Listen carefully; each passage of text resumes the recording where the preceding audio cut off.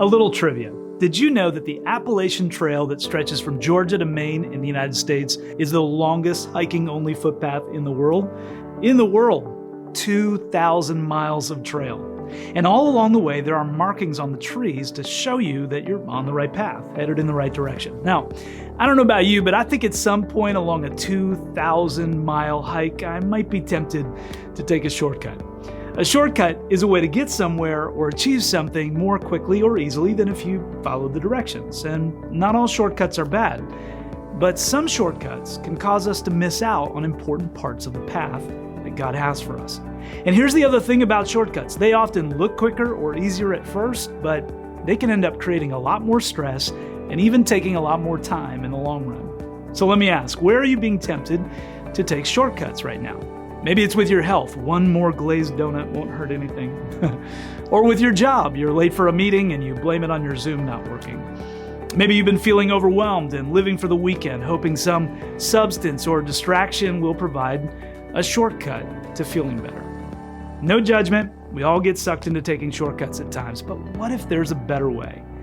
Here's the thing you need to know about doing life with God. He's generally not into shortcuts.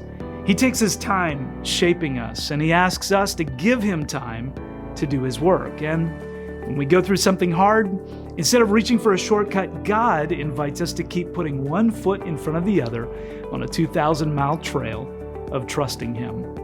Jesus lived this out. He took a trail into the wilderness before he started his public ministry, fasted for 40 days, and was tempted by the devil to take a shortcut. But instead, he looked the devil in the eye and said no. No to the shortcuts he was being offered. No, I won't medicate what I'm feeling. No, I won't compromise my integrity to get ahead. No, I won't bow down to the pressure to get what I want, and in the process, lose what I need. Jesus was tempted to cut corners, quit early, bend the truth, make the pain go away just like we are, but he didn't give in. He leaned in, and so can you.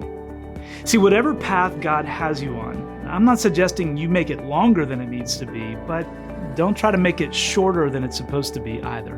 Instead, stick with the process. Stick with Jesus. And if you've been taking shortcuts, here's good news. It's never too late to turn around and get back on the path God has for you. So say no to shortcuts and say yes to the process. You'll end up where you're supposed to be. Thanks so much for tuning in to Thought in 3. If you enjoyed this content, make sure you subscribe, like, and hit that notification bell to stay up to date with everything happening at The Journey.